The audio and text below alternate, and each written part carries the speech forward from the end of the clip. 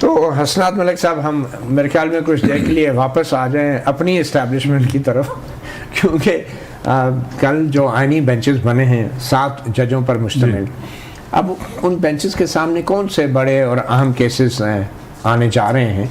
और दिलचस्प बात यह है कि इन आइनी बेंचों का जो सरबराह हैं अमीनुद्दीन खान साहब जी, सुना है कि उन्होंने भी अपने हक में कोई वोट दिया उधर। जी बिल्कुल। जब ये बात हुई कि जी अमीनुद्दीन खान साहब जो है वो बेंच के सरबराह हों, तो चीफ जस्टिस याहिया अफरीदी ने कहा जी हाथ खड़े किए जाएं। अच्छा, तो हाथ खड़े किए जी अमीनुद्दीन खान साहब ने भी अपना हाथ खड़ा किया। अच्छा, सबसे पहले तो नहीं तो कैसे ऐसे किया या पूरा वो अगर वो अपना हाथ ना खड़ा करते तो फिर मेजॉरिटी ना बनती, क्योंकि वो 5 वोट तो हुकूमत की साइड के थे और 1 वोट पाकिस्तान बार कौंसिल का था, 6। तो अमीनुद्दीन खान साहब जो हैं वो 7 वोट हो गए। वो अपना और जो 12 मौजूद मेंबरान हैं उनमें 7 वोट की अक्सरियत के बगैर आईनी बेंच नहीं बन सकता। जी बिल्कुल। और अगर अमीनुद्दीन खान वोट ना भी देते, जैसा कि कुछ लोग कह रहे हैं कि वोट ना देते तब भी जीत जाते, ऐसा नहीं था। अगर वो एब्सटेन करते तो भी मौजूद 12 मेंबरान की अक्सरियत जब तक 7 ना होती तब तक वो आईनी बेंच नहीं बन सकता। में भी फिर उस पर बात होती कि जी 5 इनके मुखालिफ हैं और 1 है, या कम से कम वो बाहर निकल जाते हैं। लेकिन देखें ना कि उससे पहले याहिया अफरीदी साहब ने जो प्रपोजल दी कि फुल कोर्ट बनाया, सारे जजेस कॉन्स्टिट्यूशन बेंच के सब हों, यानी उनमें हम देख लेंगे कि कौन सा बेंच बनना है, ये वो बड़ी ज़बरदस्त प्रपोजल थी। लेकिन उस पर अभी एक जो जुडिशल कमीशन के मेंबर से बात हुई तो उन्होंने कहा जी फिर फ़ायदा क्या आईनी तरमीम का और सबका, कि अगर सारे जजेस को आईनी बेंचेस का में हिस्सा दिया जाए। तो मतलब ये कि सिलेक्टेड लोगों को उन्होंने बनाना था, जिसमें कामयाब रही हुकूमत। तो आईनी बेंच के हवाले से जब जस्टिस याहिया अफरीदी ने प्रपोजल दी कि फुल कोर्ट सारे जजेस को ताकि मौका मिले और उस तरह, तो उसमें जब वोटिंग हुई तो याहिया अफरीदी साहब की इस प्रपोजल के साथ जस्टिस मंसूर अली और जस्टिस मुनीब अख्तर और पीटीआई के 2 जो मेंबर थे उन्होंने वोट किए, तो टोटल 5 वोट मिले। तो अमीनुद्दीन खान साहब ने उसको सपोर्ट नहीं किया। अंदाज़ा लगाएं, अपने साथी जजों को सपोर्ट नहीं किया। मेरा ख्याल है कि वो अगर वो सपोर्ट करते तो 6-6 हो जाते। चलें, लेकिन सवाल वहीं पे है मेरा कि कौन से अहम केसेस हैं। एक छोटी सी ब्रेक लेते हैं और ब्रेक के बाद फिर इस हवाले से बात करते हैं। Welcome back. हम वापस अमेरिका से पाकिस्तान पहुंच चुके हैं और हसनात मलिक हमारे साथ हैं, हफीजुल्लाह न्यासी, रज़ा रूमी और माजिद निज़ामी भी। हसनात मलिक साहब, तो आईनी बेंच की बात हो रही थी वक्फे से पहले, हम आते हैं कि कौन से अहम मुकदमात लग सकते हैं इस आईनी बेंच के सामने। मगर उससे पहले एक और बड़ा ही एक अजीब व गरीब सूरत हाल है कि फ़ारूक नाइक साहब वो पाकिस्तान पीपल्स पार्टी के नामजद नुमाइंदे के तौर पे वहाँ बैठे, मगर फारूक नाइक साहब पाकिस्तान बार कौंसिल के वाइस चेयरमैन भी, लीगल कम्युनिटी के हेड हैं, वो लीगल कम्युनिटी के हेड है। जी। और वो बैठ के पीपल्स पार्टी से इंस्ट्रक्शन लेके उनके नुमाइंदे के तौर पे वोट कर रहे हैं एक खास इस पे। और बार कौंसिल की तरफ से भी एक और नुमाइंदे मौजूद हैं जो उनके एक किस्म के नामजद नुमाइंदे, जो फारूक नाइक के नुमाइंदे। पाकिस्तान बार कौंसिल के 3 नुमाइंदे थे। आजम नदीर साहब भी, वो भी एग्जीक्यूटिव मेंबर है, वो भी अभी तक बार कौंसिल मेंबर हैं। फारूक नाइक हैं और फिर अख्तर हुसैन साहब। तो लेकिन फारूक नाइक साहब जो हैं, क्या ऐसा मुमकिन था कि बार कौंसिल के जो अख्तर हुसैन साहब हैं वो अपने वाइस चेयरमैन के मुखालिफ वोट देते? ये क्या हो रहा है? कॉन्फ्लिक्ट ऑफ इंटरेस्ट नहीं है फारूक नाइक साहब को? या तो वो इस्तीफा दें बार कौंसिल की उससे, या फिर अपनी पार्टी से वो इस्तीफा दें और बार कौंसिल की नुमाइंदगी करें। तो ये कॉन्फ्लिक्ट ऑफ इंटरेस्ट नहीं नजर आ रहा? देखिए, कॉन्फ्लिक्ट तो सबसे बड़ा अमीनुद्दीन साहब का अपना है कि वो अपने को वोट दे रहे हैं, उससे ज़्यादा कॉन्फ्लिक्ट बड़ा क्या आ सकता है।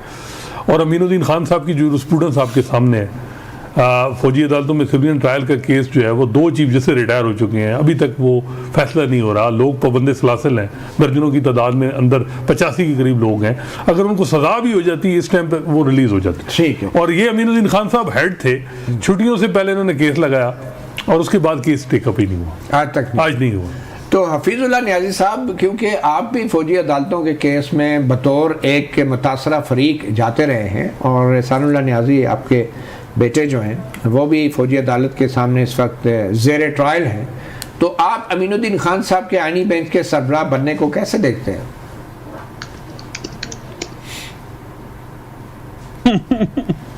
मेरा ख्याल है कि मेरी तो कोई ज़्यादा तौक़ात नहीं थी, क्योंकि मुझे तो बड़ी शिकायत है अमीनुद्दीन खान साहब से। और वो ये है कि 23 दिसंबर को इन्होंने जो पहले 23 अक्टूबर को फैसला हुआ था जो किया था उन्होंने, एजाज हसन साहब के 5 मेंबर बेंच ने जिन्होंने कॉश कर दी थी सारी जो आर्मी एक्ट है, तो वो 13 दिसंबर को उन्होंने उसको ना सिर्फ यह कि सेटिसाइड कर दिया बल्कि एक अजीबोगरीब फैसला दिया। और वो फैसला ये था कि जी जो मिलिट्री कोर्ट्स में केसेस तो चल सकते हैं लेकिन उसका डिसीजन नहीं हो सकता। अब वो उसका ये हुआ कि इस वाक़े को तकरीबन कमो पेश पूरा 10 महीने 11 महीने हो चुके हैं, या कहते हैं साल होने को है। और वो ये समझें कि इस वक्त मेरे ख्याल है कि जो मेरा बेटा बैरिस्टर हसन खान न्याजी जो अंदर पड़ा है, तो मैं नहीं समझता हूँ कि उसका कोई ब्लेम कोई अब मिलिट्री कस्टडी वालों को जाता है जिनकी कस्टडी में है, उसका ब्लेम तो वो तो सुप्रीम कोर्ट का हॉस्टेज है इस वक्त। वो शर्गमाली है कि सुप्रीम कोर्ट का डिसीजन है जिसने कहा कि आप केस तो सुन सकते हैं, ट्रायल जो कि उन्होंने अगले 2-3-4 हफ्तों में सारे ट्रायल खत्म कर दिए, लेकिन उनका डिसीजन ना करें। अब वो तब से लेके आप तक मेरा नहीं, मुझे तो समझ आती कि बेचारे फौज वाले भी परेशान होते होंगे कि यार हम किस तो पड़ गए ना, इनका इधर डिसीजन है उधर, और ये अमीनुद्दीन खान साहब के बेंच ने फैसला किया हुआ है और आज तक उसको दोबारा लगाया नहीं है। जी, मैं तो एक विक्टिम इसका बहुत। जी आपने कहा बेचारे फौज वाले भी परेशान होंगे, लेकिन बस जी तो ये आपको ये अर्ली हियरिंग की दरख्वास्त वो भी परेशान हो जा रहे कि जी आप सवाल कुछ पूछ रहे थे प्लीज। जी अब मैंने कहा आप कोई अर्ली हियरिंग की दरख्वास्त देना चाहेंगे ताकि बेचारे फौज वाले मजीद परेशान ना हो? बेशुमार दे चुके, बहुत दे चुके हैं, इतनी दी हैं कि आप तस्वीर नहीं कर सकते, हर मौके पे दी हैं। पर्सनल लेटर लिखे है प्रैक्टिस प्रोसीजर कमेटी के हर मेंबर को लिखा, जब वो 3 मेंबर्स थे, काई साहब थे, मंसूर शाह साहब थे, और ये बेंच भी तो उसी प्रैक्टिस प्रोसीजर का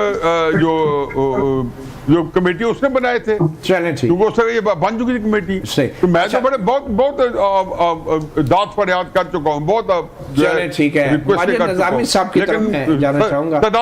जी माजिद निज़ामी साहब, ये आप कैसे देख रहे हैं आईनी बेंच की जो तश्कील हुई है, फुल कोर्ट नहीं बनाई गई, और अब फौजी अदालतों के मामले पे भी जाहिर बात है बेंच नया बनेगा, जो आईनी बेंच में मौजूद जजेस होंगे वही उसको आप सुनेंगे जो भी नज़रसानी की दरख्वास्तें हैं।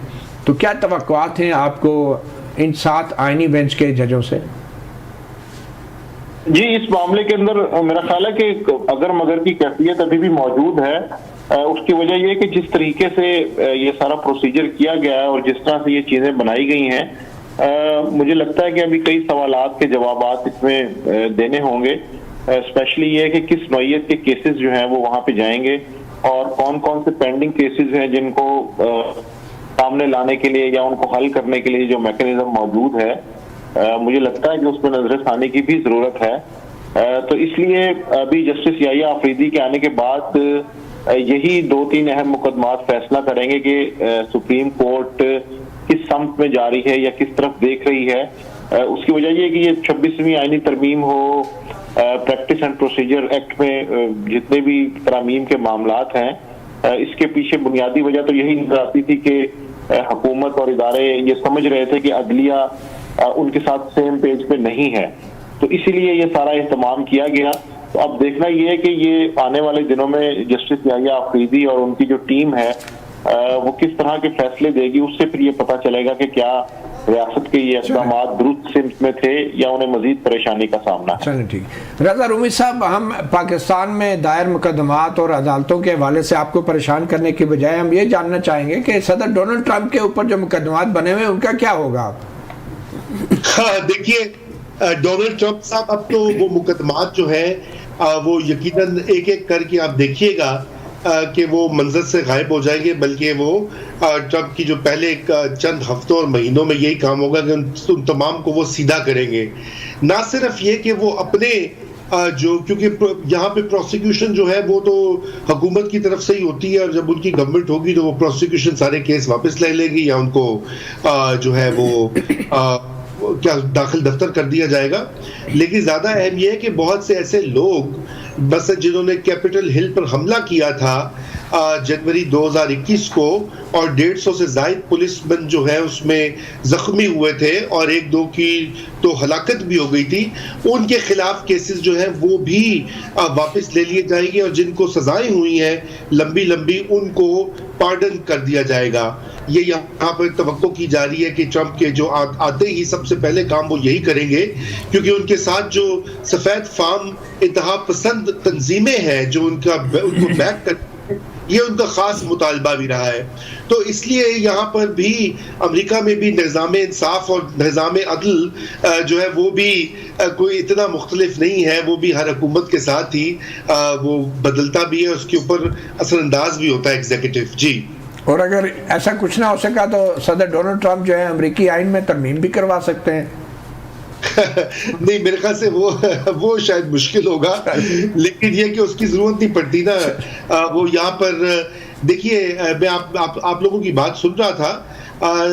यहाँ पर जो है आपको मालूम ही है कि जजेस की अपॉइंटमेंट, बल्कि हर सरकारी ओहदे के ऊपर बाकायदा कांग्रेशनल और सेनेट की हेयरिंग्स होती हैं। जी, चाहे वो जज हो, चाहे वो बहुत शुक्रिया, बहुत शुक्रिया।